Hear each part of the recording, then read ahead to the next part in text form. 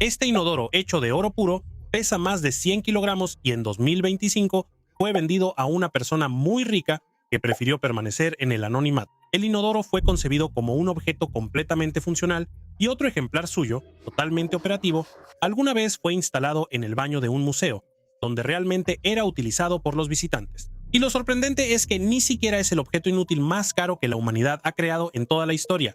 Hola amigo, estás en el canal Kirtop, mi nombre es Alejandro. Aquí me dedico a investigar hallazgos antiguos e historias extrañas del pasado, y juntos intentamos entender cómo fue todo en realidad. Mira este video hasta el final, el precio de estos objetos definitivamente te va a sorprender. El verdadero traje de la inmortalidad. En mayo de 1968 en China, en la provincia de Hebei, un grupo de ingenieros militares estaba cavando un túnel en la montaña Linshan para un refugio antiaéreo. Eran tiempos inestables y se construían refugios en todo el país por si había un ataque. De repente, la perforadora cayó en un vacío donde se suponía que debía haber roca sólida. Después de varias horas de excavación, los soldados encontraron la entrada a una tumba que no había sido abierta en más de 2000 años. Dentro yacía una persona que murió en el año 113 antes de nuestra era. Un príncipe chino llamado Liu Shen, hermano mayor de uno de los emperadores más famosos de la dinastía Han. Como gobernante, no era precisamente el más virtuoso. Las crónicas lo llaman directamente un amante de los placeres, y le atribuyen alrededor de 120 hijos. A juzgar por la cantidad de vasijas de vino y fichas de juegos de mesa encontradas en la tumba, los rumores no están muy exagerados. Junto a él, en una tumba vecina del mismo tamaño y forma, yacía su esposa Dao Wan. Antes de este hallazgo, los trajes funerarios de jade se conocían principalmente por fuentes escritas, pero nadie tenía una idea clara de cuán literalmente debían entenderse esas descripciones. Mancheng lo mostró por primera vez en todo su esplendor. La tumba en Mancheng resolvió esta disputa de una vez por todas. Las propias tumbas estaban dispuestas como verdaderos palacios subterráneos, excavados directamente en la masa rocosa de la montaña. Un largo pasillo de entrada, varias salas, almacenes con utensilios y armas, y una cámara funeraria separada con un sarcófago de piedra en su interior. Los túneles, después del entierro, se sellaban con ladrillos y se llenaban con hierro fundido para que nadie pudiera entrar. Y fue precisamente este sellado que duró siglos lo que salvó ambas tumbas de los saqueadores durante 2000 años, hasta que fueron encontradas por pura casualidad. El cuerpo de Liu Shen estaba completamente cubierto por un traje hecho de 2498 placas individuales de jade, casco, capa para el torso, pantalones, guantes, zapatos. Todo estaba hecho a la medida de las proporciones específicas de esa persona. Las placas se unían con alambre de oro, con un peso total de poco más de 1 kilogramo. El traje de Dao Wan estaba compuesto por 2160 placas, unidas con aproximadamente 700 gramos de hilo de oro. Los ojos de ambos estaban cubiertos por placas de jade de forma especial. En los oídos y la nariz había tapones de jade. En las manos, placas de jade alargadas de forma especial, que el difunto debía sostener en los puños en su camino al más allá. Cada placa debía ser seleccionada, tallada de un trozo adecuado de jade, pulida hasta el grosor necesario, perforada con pequeños orificios en los bordes y solo entonces fijada con alambre junto a las piezas vecinas, así para que el traje siguiera los contornos del cuerpo. Según estimaciones de los investigadores, la fabricación de un solo traje de este tipo podía tomar alrededor de 10 años de trabajo manual diario. Cuando los arqueólogos abrieron la tumba siglos después, los trajes hacía mucho que se habían desmoronado en placas separadas bajo el peso de la tela y la madera derrumbadas, y los restauradores tuvieron que reconstruir el patrón original de nuevo, literalmente pieza por pieza, como un enorme rompecabezas tridimensional sin la imagen en la caja, guiándose únicamente por la descripción escrita de cómo estaban hechos esos trajes, y por la forma en que las placas estaban dispuestas una junto a la otra durante las excavaciones. Cuando los arqueólogos finalmente averiguaron qué había dentro de los trajes, de los cuerpos casi no quedaba nada, solo fragmentos de huesos. El jade no conservó ningún cuerpo ni un solo día más de lo habitual. La gente de la época Han creía que la descomposición entraba al cuerpo por la boca, la nariz, las orejas y otros orificios. Por eso intentaban cerrarlos con incrustaciones de jade. Se creía que así el cuerpo se conservaría después de la muerte.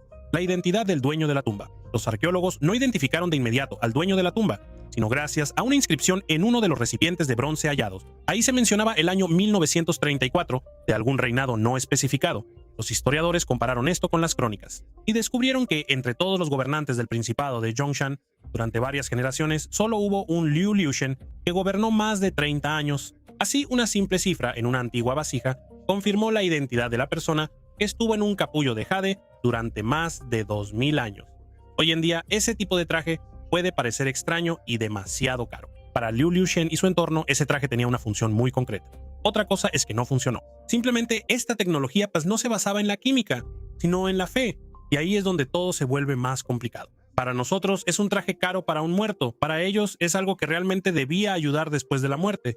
Entonces, ¿cómo podemos decidir? ¿Es inútil o no? Y aquí la historia da otro giro extraño.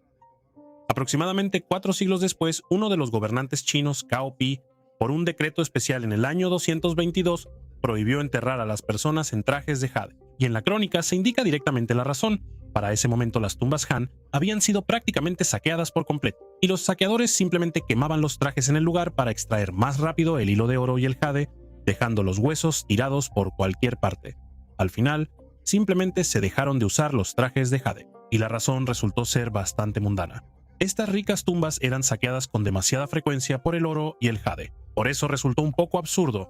El traje debía proteger a la persona después de la muerte, pero en realidad hacía su tumba aún más atractiva para los saqueadores. Pero los aristócratas chinos no fueron ni de lejos los primeros en gastar enormes riquezas en la vida después de la muerte. Más de 1000 años antes de Liu Shen, otro joven gobernante ya yacía dentro de varias capas de madera, piedra y una enorme cantidad de oro.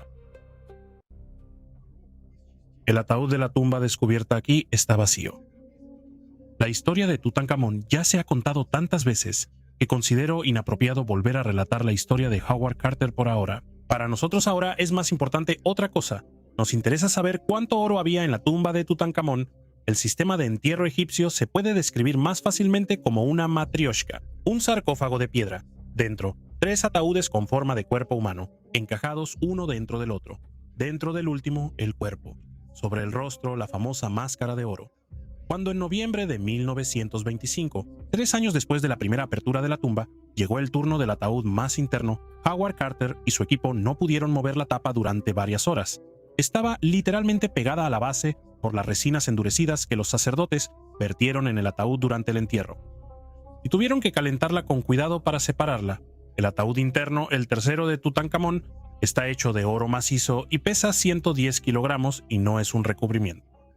No es una capa delgada de oro sobre madera, sino más de 100 kilogramos de oro puro con la forma de un cuerpo humano. Todo ese oro se extraía en los desiertos al este del Nilo y en Nubia, al sur de las fronteras de Egipto. Tan intensamente que, según una versión, el propio nombre de Nubia proviene de la palabra egipcia antigua Nub, que significa oro. Y sobre el rostro yacía la famosa máscara de oro, que pesaba un poco más de 10 kilogramos. Durante mucho tiempo se pensó que estaba fundida de una sola pieza. Más tarde, los rayos X demostraron que la máscara en realidad está hecha de varias láminas, soldadas con tanta precisión que la costura no es visible ni siquiera de cerca. Pero quizás lo más extraño era lo que se encontraba directamente sobre el cuerpo, bajo las vendas.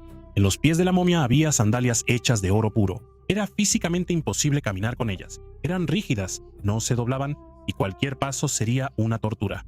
No estaban hechas para usarse en vida, solo en el más allá. En cada dedo de las manos y los pies había una funda de oro individual, hecha a la medida. Según las creencias de esa época, el cuerpo del difunto debía permanecer completo e intacto para que el alma pudiera pasar con éxito al otro mundo. El sacerdote, al ponerle sandalias de oro a la momia, recitaba un hechizo que debía darle al faraón la fuerza para vencer a sus enemigos, incluso en el más allá. En la tumba se encontraron un total de 42 pares de sandalias hechas de diferentes materiales, pero fue precisamente este par dorado el que se colocó en los pies del faraón. Solo piensen en esas cifras. Tan solo el ataúd pesa 110 kilogramos y está hecho de una sola pieza de oro. La máscara añade más de 10 kilogramos. Luego siguen las sandalias de oro y las fundas para los dedos. Y todo esto estaba destinado a una persona que después del funeral nadie debía volver a ver jamás. Dentro de las vendas con las que estaba envuelta la propia momia, los arqueólogos contaron posteriormente más de 150 amuletos, joyas y objetos de protección individuales, entretejidos directamente en la tela, capa por capa. Y eso que este cuerpo no debía ser desenvuelto por nadie en absoluto. La tumba se cerraba, se escondía y se camuflaba en la roca precisamente para que nadie la volviera a ver jamás. Y esto es lo que resulta especialmente curioso. Tutankamón fue un faraón bastante secundario que murió muy joven, alrededor de los 19 años, y gobernó por poco tiempo sin alcanzar a hacer nada sorprendente.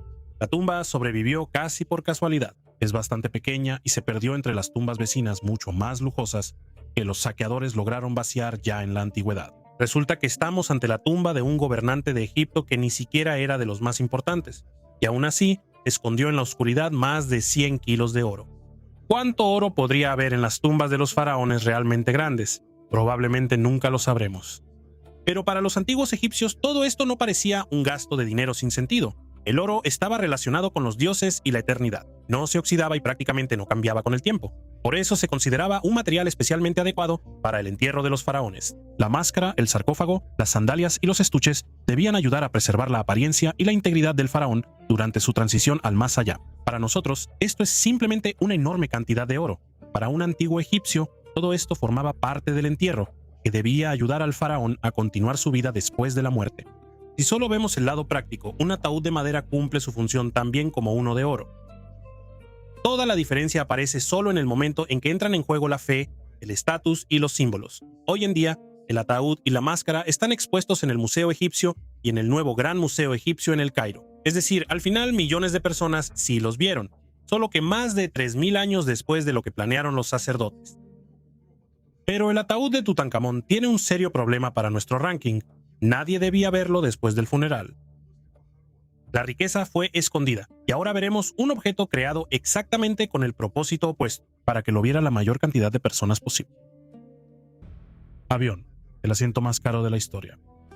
El emperador mongol Shah Jahan, el mismo gobernante bajo cuyo mandato se construyó el Taj Mahal. Pero ahora no nos interesa el mausoleo, sino la silla.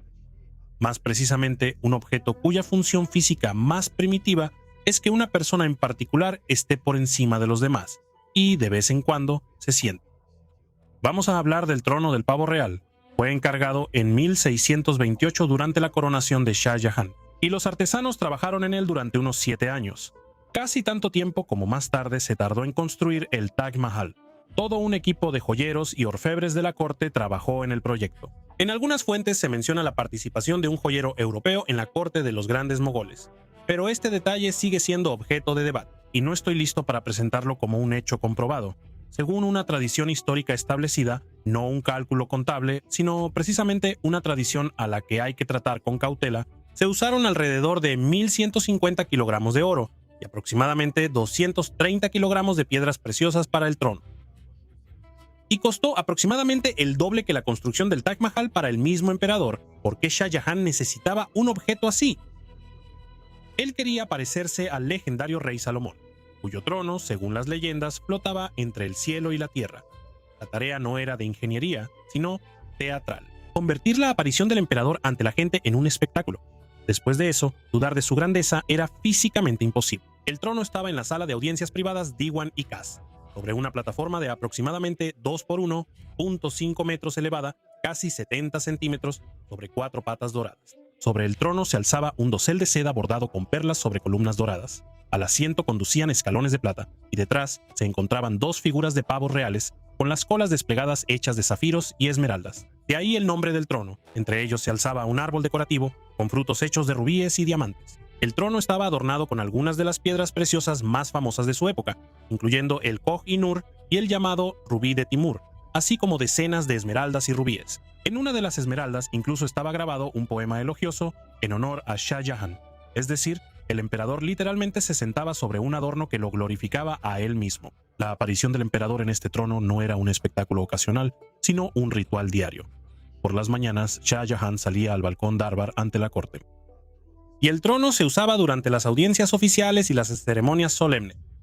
Cada detalle de ellas estaba pensado para resaltar la distancia inalcanzable entre el emperador y todas las personas presentes en el salón. Una de las descripciones más detalladas del propio trono la dejó el joyero francés Jean-Baptiste Tavernier, quien visitó la corte del hijo de Shah Jahan en 1665. Precisamente sus registros sirvieron de base para casi todas las reconstrucciones posteriores. Intentemos entender qué impresión causaba todo esto en una persona de aquella época. Supongamos que un embajador extranjero es llevado por primera vez al palacio de Shah Jahan.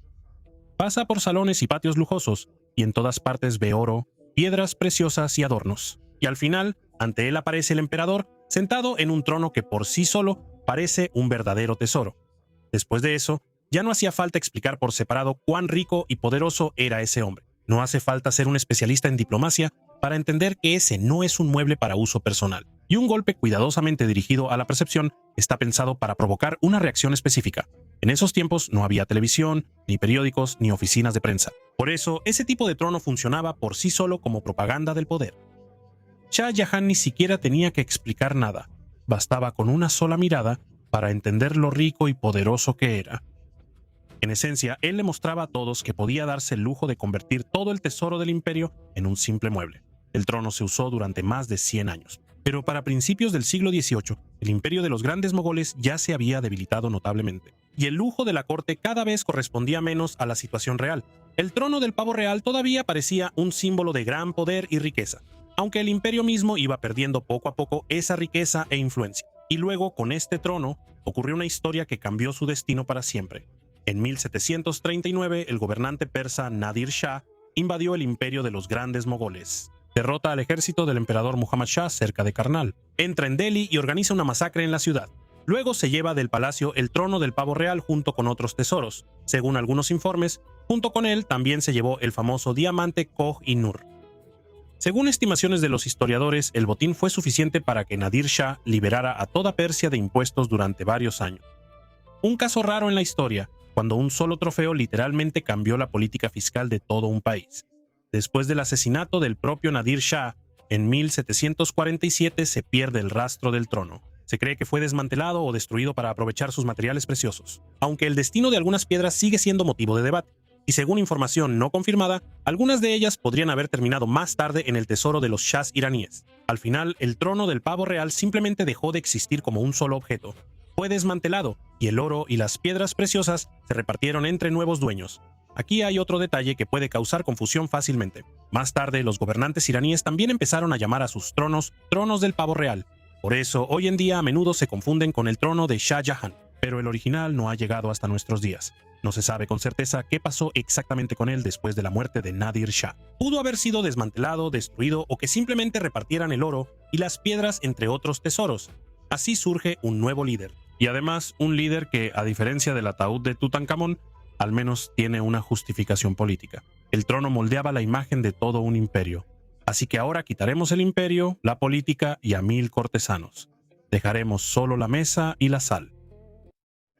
Esta joya está en cada casa. La gente necesita sal. Para la sal se necesita un pequeño recipiente.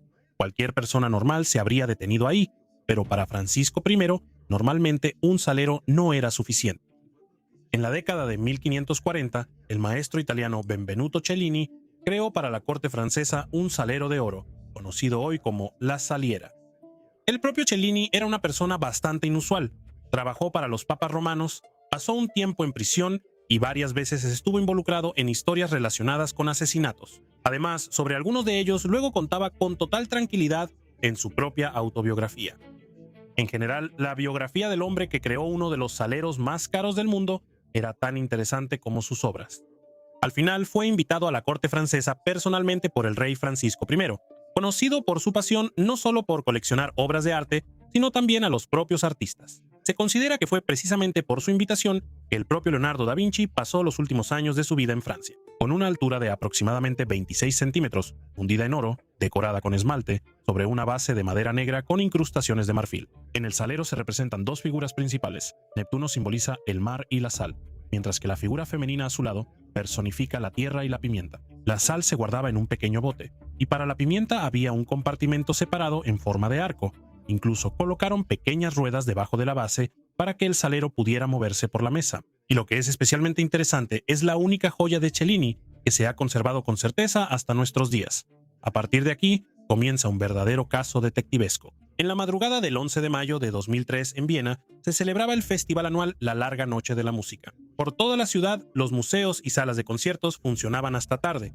El Kunsthistorisches Museum en ese momento estaba en remodelación, por lo que a lo largo de una de las paredes había andamios de construcción. Robert Mann trabajaba con sistemas de seguridad y poco antes del robo, él mismo visitó el museo como un visitante común. En ese momento notó que la sala de saliera estaba protegida de manera bastante débil, y una noche, al regresar a casa después de una fiesta, volvió a pasar cerca del museo y decidió aprovechar la oportunidad. Subir por los andamios no resultó difícil. El primer intento de entrar por la ventana fracasó debido a las persianas. Entonces bajó de nuevo al auto por un cuchillo, regresó y finalmente logró entrar. Le tomó, según algunos cálculos, unos 46 segundos llegar a la vitrina, romper el vidrio y tomar el salero. La alarma se activó a las 3:55 de la mañana. La seguridad pensó que era otra falsa alarma, de las que ya había habido varias durante la remodelación, y no revisaron la sala personalmente. Pero la desaparición se notó hasta la mañana, como a las 8:30. Después, casi 3 años de silencio. Parte de ese tiempo, según confesó Mank, la salera robada estuvo guardada en su casa, debajo de la cama, en una maleta. Después, finalmente la enterró en una caja de metal en el bosque cerca de Viena. Incluso intentó pedir un rescate por la salera, pero no pudieron probar la extorsión en el tribunal. La identidad del ladrón se estableció en enero de 2006 gracias a las grabaciones de las cámaras de seguridad, y pronto él mismo fue a la policía o llevó a los investigadores directamente al escondite. Las fuentes difieren en los detalles, pero encontraron la salera enterrada, cuidadosamente envuelta en tela y polietileno, casi sin daños. Por el robo, Roberto Mango fue condenado a 4 años de prisión. La salera regresó al museo, donde ahora se exhibe en una vitrina mucho más protegida. Las estimaciones de su valor asegurado y de mercado varían según las fuentes, desde aproximadamente 50 hasta 65 millones de dólares o euros, pero hay una salvedad importante: nunca se ha vendido a ese precio en el mercado abierto. Se trata precisamente del valor estimado de una obra única que no tiene análogos. Después de toda esta historia, el interés del público por Saliera solo aumentó. Hoy en día es una de las piezas más reconocibles del museo, conocida no solo por los expertos en arte, sino también por personas que nunca han estado en Viena y solo han escuchado esta historia sobre el robo. Pero lo más interesante es otra cosa. ¿Por qué este salero vale decenas de millones? ¿Por el oro? ¿Por el trabajo de Cellini? ¿Por la historia de su robo? ¿O simplemente porque no existe otro igual? Porque si le quitas todo el valor artístico e histórico a la saliera, cualquier salero de plástico comprado por un par de euros cumplirá la misma función básica. Lo más curioso es que todo este caso millonario se desarrolló alrededor de un objeto que, en esencia, solo debía estar en la mesa y guardar sal. Bueno, un huevo muy caro. En 1885, el emperador ruso Alejandro III encargó a la joyería Fabergé un regalo de Pascua para su esposa María Fiodorovna, supuestamente para consolarla después de dejar su Dinamarca natal, de donde ella era originaria. Por fuera, el primer huevo, que más tarde recibió el nombre de La Gallinita, parecía bastante modesto. Estaba cubierto de esmalte blanco liso y a primera vista casi no revelaba que dentro había toda una construcción compuesta por varias piezas. Al abrirlo aparecía una yema dorada, dentro de la cual había una gallinita de oro, y dentro de ella estaba escondida una diminuta copia de la corona imperial con un colgante de rubí. Esta última, sin embargo, se perdió más tarde. La emperatriz quedó tan conmovida por el regalo que el encargo se convirtió en una tradición anual que continuó hasta la Revolución. De 1885 a 1916 se crearon 50 de estos huevos de Pascua para la familia imperial. El tema de cada huevo se mantenía en secreto, incluso para el propio emperador, hasta el momento de la entrega, y normalmente todo un taller trabajaba en una sola pieza bajo la dirección de un maestro supervisor. Primero Migail Pergin y, más tarde, su sucesor Henrik Wingström. Y el equipo de joyeros, esmaltadores y relojeros tardaba casi un año en hacerlo. Según los recuerdos de los contemporáneos, cerca de la Pascua, los talleres de Fabergé trabajaban prácticamente las 24 horas porque la fecha de entrega estaba estrictamente ligada al calendario eclesiástico y no se podía cambiar bajo ninguna circunstancia.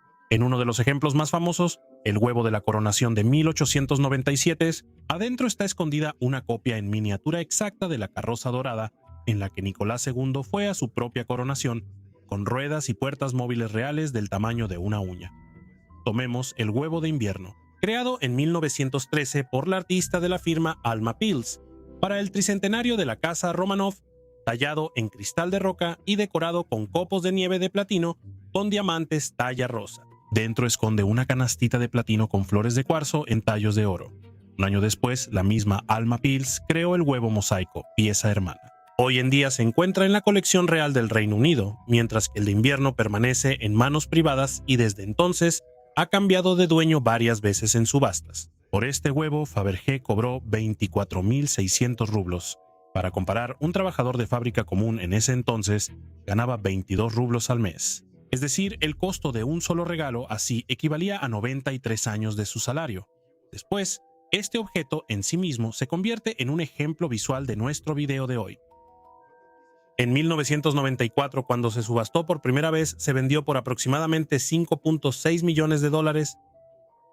En 2002 cambió de dueño nuevamente, esta vez por 9.6 millones, y en diciembre de 2025, después de más de 20 años, el huevo de invierno volvió a estar en subasta en Christie's en Londres y fue vendido a un comprador anónimo por 22.9 millones de libras, aproximadamente 30.2 millones de dólares. Con la comisión incluida, estableció un nuevo récord absoluto para cualquier obra de Fabergé en una subasta.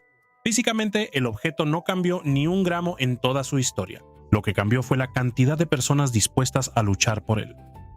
Pero la mejor historia sobre Fabergé no está relacionada con el huevo de invierno, sino con el llamado tercer huevo imperial. De la media centena de huevos de Pascua imperiales, varios todavía se consideran irremediablemente perdidos. Algunos, al parecer, se destruyeron o se fundieron en los primeros años soviéticos. El destino de otros fue desconocido durante décadas. Precisamente así, se consideró perdido durante mucho tiempo el tercer huevo imperial. El huevo fue fabricado en 1887 y después de la revolución se le perdió la pista. La última vez que se vio con certeza fue en la Exposición de Tesoros Imperiales en 1902. Muchos años después, un comerciante estadounidense de chatarra compró accidentalmente este huevo de oro en un mercado de pulgas por aproximadamente $14,000. Él esperaba ganar dinero solo con el valor del oro y, si era necesario, simplemente pensaba fundir el hallazgo. Durante varios años, el huevo estuvo en su casa, en la cocina, literalmente junto a los productos comunes, mientras el dueño intentaba averiguar a quién podría vendérselo. Dentro del huevo, por cierto, estaba escondido un pequeño reloj de dama de la marca suiza Vacheron Constantin. Fue precisamente esta inscripción la que salvó el objeto de ser fundido. Un día, el dueño escribió en el buscador las palabras huevo y Vacheron Constantin y se topó con un artículo del experto británico en Fabergé, Kieran McCarthy, sobre los huevos imperiales perdidos. Se preparó, voló a Londres y, sin avisar, entró en la joyería Warsky con una foto en su teléfono. Según McCarthy, fue como si el Santo Grial hubiera entrado por la puerta. El objeto resultó ser realmente el tercer huevo imperial auténtico. El monto exacto de la transacción no se revela, pero los expertos la estiman en aproximadamente $33 millones. Aquí es donde empieza lo más interesante. Antes y después de la pericia seguía siendo el mismo huevo. El mismo oro, las mismas piedras, el mismo mecanismo. Pero bastó con confirmar su procedencia y el precio se multiplicó varias veces, porque ahora quedaba claro quién lo había creado y a quién pertenecía. Resulta que en algún lugar entre el mercado de pulgas y el despacho del experto londinense aparecieron más de $30 millones extra. Y físicamente ese dinero no estaba ni en el oro ni en el mecanismo del reloj. Aparecieron gracias a la información. Y lo más loco es que este huevo ya había aparecido en una subasta mucho antes de que lo encontraran. En 1964 lo pusieron en subasta en Parque Bernet, en Nueva York. Pero en ese momento nadie entendió que tenían frente a ellos un huevo imperial de Fabergé perdido. Lo vendieron por solo $2,450, es decir, el mismo objeto fue un regalo imperial. Luego casi una baratija antigua por un par de miles, con el oro para fundirlo por $14,000, y solo después de una identificación correcta se convirtió en un tesoro valuado en decenas de millones. Parece que no hay mejor ejemplo de cómo el valor a veces no está en el objeto mismo, sino en la información sobre él. Pero incluso en el caso de Fabergé, el precio al menos se explicaba por el oro, las piedras y meses de trabajo manual. Ahora veamos un objeto que costó todavía más. Aunque, en esencia, no era más que una pequeña taza de porcelana. Tú nunca has bebido de una taza como esta. China dinastía Ming, época del emperador Chen Chenghua, segunda mitad del siglo XV. Una pequeña taza de porcelana para vino conocida como la taza de gallina, porque tiene pintados un gallo, una gallina y pollitos entre flores. La porcelana de la época de Chen Chenghua es considerada la cima del arte cerámico chino. Las tazas se hacían con la técnica Doukai. El contorno se dibujaba con pigmento azul bajo el esmalte. Se cocían, luego sobre el esmalte se añadían esmaltes de colores y se cocían de nuevo, logrando una decoración ligera, casi transparente. Las paredes de estas tazas eran muy delgadas. Y la propia taza tenía apenas un poco más de 8 centímetros de diámetro. Debido a esa delgadez, esta porcelana a veces se compara con la cáscara de huevo. Según Sotheby's, solo han llegado hasta nuestros días unas 17 tazas similares. Algunas están en museos y solo unas pocas están en manos privadas. Esta taza se convirtió en un objeto de culto mucho antes del siglo XXI.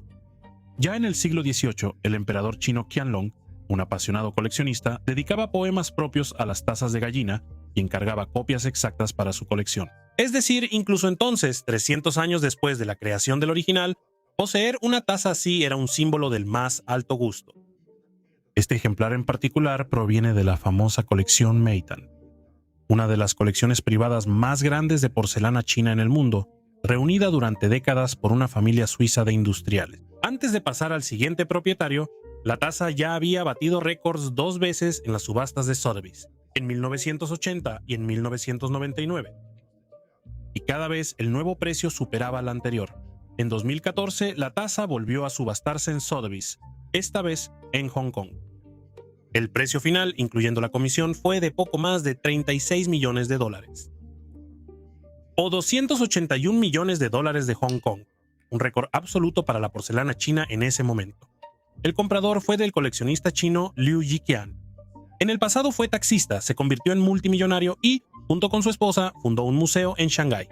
Pagó la compra directamente en el lugar con su tarjeta American Express. El pago tuvo que dividirse en 24 operaciones separadas, pero según cálculos de los periodistas, por esa compra obtuvo alrededor de 28 millones de millas de bonificación. Y luego, ante la mirada de los periodistas invitados, sirvió té en la taza y lo bebió tranquilamente. Explicó que quería sentir personalmente cómo es sostener en las manos un objeto del que posiblemente bebieron los emperadores chinos hace 500 años. La acción provocó un verdadero escándalo en China. Algunos lo llamaron barbarie hacia el patrimonio cultural.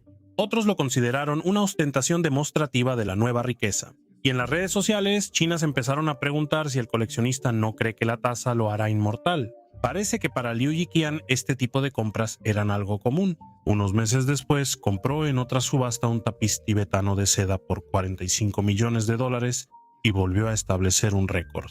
Y aquí surge una pregunta curiosa. Si una taza de 36 millones de dólares realmente se usó como una taza común, ¿eso la hace aunque sea un poco más útil? La propia porcelana cuesta casi nada y este objeto pesa solo unas cuantas decenas de gramos. Resulta que todo su enorme precio no está relacionado con el material, sino con la historia que la acompaña desde hace más de 500 años. Es importante entender por qué se paga tanto dinero. No es por la porcelana como material, ya que es relativamente barata y una arcilla similar se puede encontrar en cualquier tienda de cerámica. Se paga por la rareza, por el origen imperial, por la historia documentada de propiedad y por la demanda entre un círculo reducido de coleccionistas para quienes poseer un objeto así es una forma especial de estatus. En cierto momento dejamos de comprar la cosa en sí, compramos la historia que está ligada a ella. En comparación con el salero de oro, esta taza parece modesta, pero hay un detalle. Ahora viajemos al siglo XXI. El salero al menos era una pieza de joyería compleja con varios detalles y diferentes funciones. Pero aquí tenemos una pequeña taza de porcelana por la que pagaron 36 millones de dólares. Por eso su precio parece aún más extraño. Arte y muerte. Al principio del video ya vimos cómo hace miles de años la gente era enterrada en jade, oro y joyas, con la esperanza de preservar el cuerpo incluso después de la muerte. Desde entonces, la humanidad ha logrado inventar computadoras, satélites y la medicina moderna. Pero la pasión por adornar la muerte con materiales costosos no ha desaparecido. Solo que ahora, en lugar de un traje funerario, apareció un cráneo humano cubierto con miles de diamantes. En 2007, el artista británico Damien Hirst presentó una obra titulada For the Love of God. Un molde de platino de un cráneo humano real aproximadamente del siglo XVIII, comprado, según los informes, en una de las tiendas de taxidermia de Londres. Originalmente los dientes del cráneo se conservaron y se volvieron a colocar en la obra terminada. El cráneo está cubierto con 8.601 diamantes con un peso total de más de 1.100 quilates. Los joyeros londinenses los colocaron a mano durante varios meses. En la frente se ha colocado por separado un gran diamante rosa en forma de pera, con un peso de más de 50 quilates. Según Hirst, el nombre de la obra proviene de una frase que su madre solía decirle a menudo en su infancia, cuando él volvía a hacer algo extraño.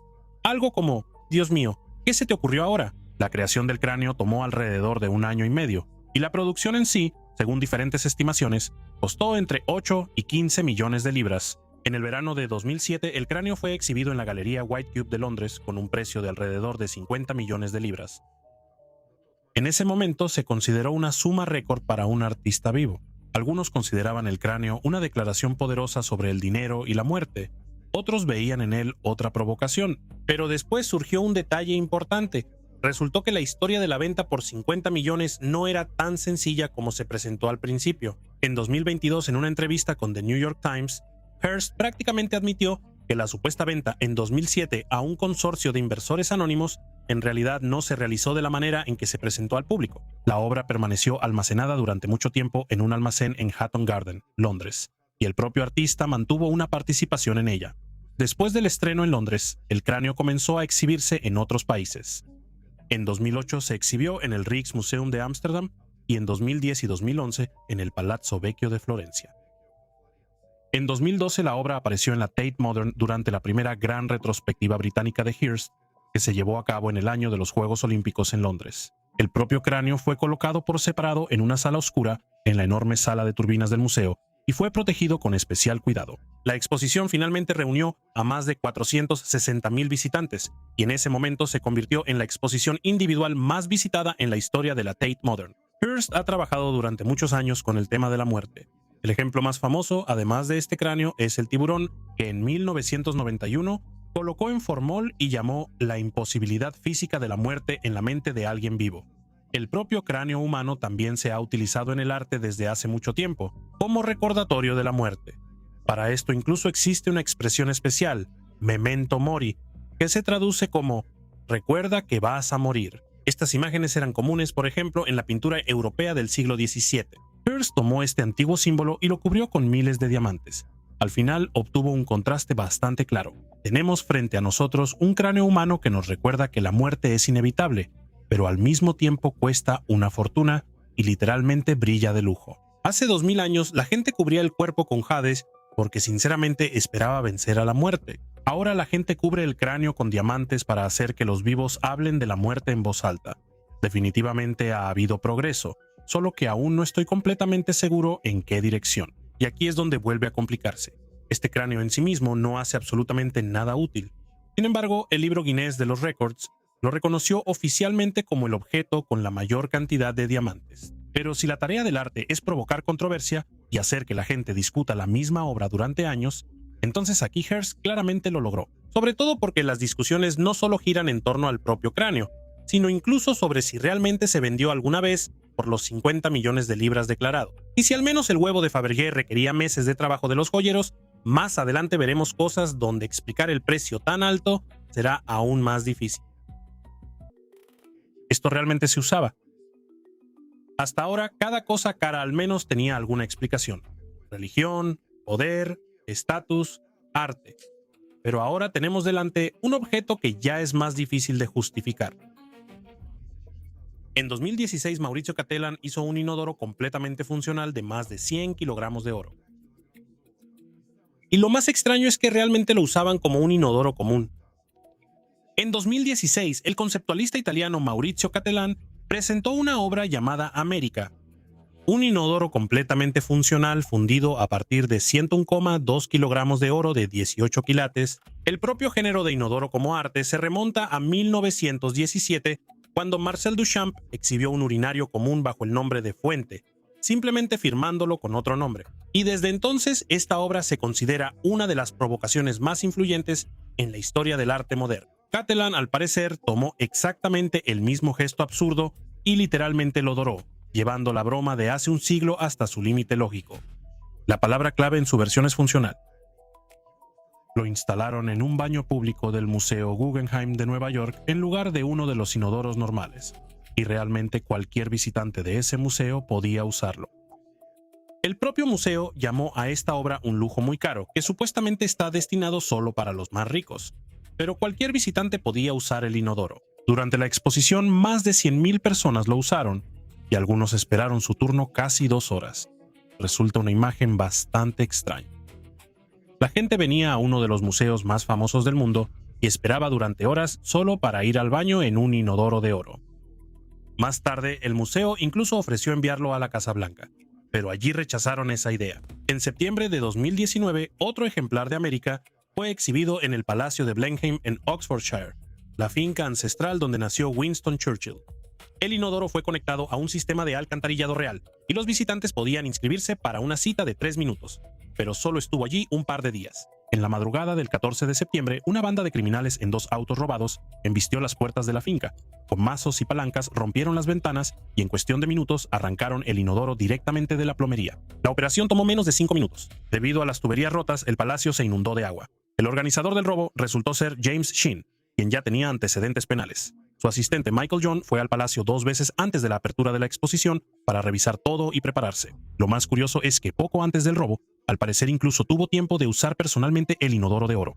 Más tarde, en el tribunal, le preguntaron cómo fue la experiencia, y él respondió con una sola palabra: magnífico. El inodoro nunca fue encontrado. La investigación cree que fue fundido bastante rápido, y el oro comenzó a venderse a través de intermediarios a aproximadamente 26.500 libras por kilogramo. En 2025 los participantes del robo recibieron sus sentencias. Chin recibió 4 años de prisión, Jones, 27 meses. Y otra persona que ayudó con la venta del oro recibió una sentencia condicional. Y otro ejemplar sobreviviente de América fue subastado en Sotheby's en Nueva York el 18 de noviembre de 2025, pues ese no era el inodoro que usaban los visitantes del Guggenheim, ni el ejemplar robado del Palacio de Blenheim. El precio inicial estaba literalmente vinculado al valor del oro que contenía, aproximadamente 10 millones de dólares. Después de una sola oferta, el inodoro se vendió exactamente por esos 10 millones. Y tomando en cuenta la comisión de la casa de subastas, la suma final fue de 12,1 millones. El comprador fue la empresa Ripley's Believe It or Not, que administra museos de cosas inusuales y extrañas en todo el mundo. Ellos mismos anunciaron la compra en sus redes sociales, y el inodoro lo vendió el multimillonario Steve Cohen, copropietario del club de béisbol New York Mets. Él tenía esta obra desde el año 2017. Y aquí está el truco. Un inodoro por 12 millones de dólares a primera vista suena como el ganador perfecto de nuestro ranking de inutilidad de hoy, pero no, funciona de verdad. Y funciona exactamente igual que un inodoro común de un par de cientos de dólares de la ferretería más cercana. Con el inodoro de oro nuestro ranking empieza a romperse por completo. Es difícil llamarlo inútil porque realmente hace todo lo que debe hacer un inodoro común. El absurdo aquí está más bien en el precio. Por 12 millones de dólares una persona obtiene exactamente el mismo resultado que por unos cientos. Parecería que no se puede ir más lejos. Pero 3 años después, Catalan incluso quitó el oro. Para su siguiente obra solo necesitó un plátano y un pedazo de cinta adhesiva. ¿De verdad este es nuestro líder? En el año 2019, en la feria Art Basel en Miami, Maurizio Cattelan presentó una obra llamada Comedian. Era un plátano común, pegado a la pared con cinta plateada. En total hicieron 3 ejemplares y 2 pruebas de artista, y casi los vendieron de inmediato. La obra provocó controversia de inmediato. Algunos vieron en ella una burla al mercado del arte contemporáneo. Otros pensaron que era el ejemplo perfecto de cómo realmente funciona el mercado. El interés fue tan grande que al tercer día los organizadores tuvieron que quitar el plátano. Siempre había una multitud junto a él, lo que estorbaba a los demás visitantes de la feria. Ya en ese momento, varias copias se vendieron a coleccionistas por sumas que iban de 120 a 150 mil dólares. Y casi de inmediato apareció un artista de performance que quitó el plátano de la pared y se lo comió delante del público, llamando a eso su propia performance dentro de la de otro. La galería reaccionó con calma y simplemente reemplazó la fruta por una fresca. Así fue planeado desde el principio. Según las condiciones de la obra, el plátano debe ser reemplazado regularmente y el comprador no recibe la fruta en sí, sino un certificado y una instrucción detallada sobre cómo fijar correctamente un nuevo plátano en la pared. Más tarde, una historia similar con un visitante hambriento se repitió al menos una vez más en otro museo, y el personal reaccionó con la misma calma. En noviembre de 2024, una de las versiones de Comedian apareció en la subasta nocturna de Sotheby's en Nueva York, con una estimación previa a la subasta de alrededor de 1.5 millones de dólares. Después de varios minutos de puja entre 7 participantes, la obra se vendió por 5,2 millones de dólares, y con la comisión de la casa de subastas, la suma final fue de 6,24 millones. El comprador fue el criptoempresario Justin Sun, y aquí es importante entender por qué exactamente pagó. El plátano en sí no era nada especial, y con el tiempo incluso se podía reemplazar por uno nuevo. La parte principal de la compra fue el certificado de autenticidad y el derecho a reproducir la obra siguiendo las instrucciones del artista. Básicamente, el paquete incluye una hoja de papel con instrucciones sobre cómo fijar exactamente un plátano fresco en la pared, en el ángulo correcto y con la superposición adecuada de la cinta adhesiva. De hecho, la persona compró la idea y el derecho a materializarla, no un pedazo de fruta. Después de la compra, los medios más importantes del mundo escribieron sobre Justin Sun. Y claramente no estaba en contra de esa atención. Utilizó la historia del plátano también para promocionar su propio proyecto de criptomonedas. Unos días después de la compra, Sun convocó una conferencia de prensa en uno de los hoteles más caros de Hong Kong, y delante de los periodistas se comió el plátano, explicando que quería inscribirse en la historia artística y cultural de la obra. Según él, el plátano resultó ser mucho más sabroso que uno normal. Y ahora nuestra forma de calcular el valor de la cosa más cara e inútil de la historia finalmente deja de funcionar. El plátano en sí cuesta unos cuantos euros y en unos días se echará a perder, pero por el derecho a poseer la obra de Catalan pagaron millones. Resulta que el precio aquí casi no tiene nada que ver con el objeto en sí. Se sostiene por el nombre del artista, el certificado y toda la historia que surge alrededor de ese plátano. Y lo más extraño es que tampoco se puede llamar a todo esto una tontería. La obra lleva muchos años haciendo exactamente lo que fue creada para hacer. Hace que la gente discuta, se ría, se enoje y debata por qué un plátano en la pared puede costar tanto dinero. Cuanto más absurdo parece todo esto, más se habla de ello. Así que, en cierto sentido, el plátano cumple perfectamente con su función. Y si tuviera que elegir un solo objeto, probablemente me quedaría con el trono del pavo real. No porque se pueda calcular más o menos con precisión cuánto valdría hoy. Eso es prácticamente imposible, simplemente por la cantidad de oro, piedras preciosas, el trabajo de los artesanos y por su función física habitual, parece ser el candidato más fuerte. ¿Y usted qué piensa? Una persona común puede ahorrar durante años para comprar un departamento o un auto, o para montar su propio negocio. Alguien pasa toda su vida pagando una hipoteca. Para algunos, 100.000 euros ya parecen una cantidad enorme de dinero que hay que ganar durante muchos años. Y en algún lugar, al mismo tiempo, otra persona paga 36 millones de dólares por una pequeña taza, 12 millones por un inodoro o más de 6 millones por el derecho de pegar un plátano con cinta adhesiva a la pared. Probablemente, por eso no logré encontrar un solo objeto absolutamente inútil. Pero quedó claro otra cosa. El dinero no tiene un solo valor para todos. Todo depende de cuánto tienes y en qué estás dispuesto a gastarlo. Gracias por ver este video hasta el final. Puedes dejar tu opinión en los comentarios debajo del video. Suscríbete al canal y activa la campanita, así sabrás cuando salga un nuevo video.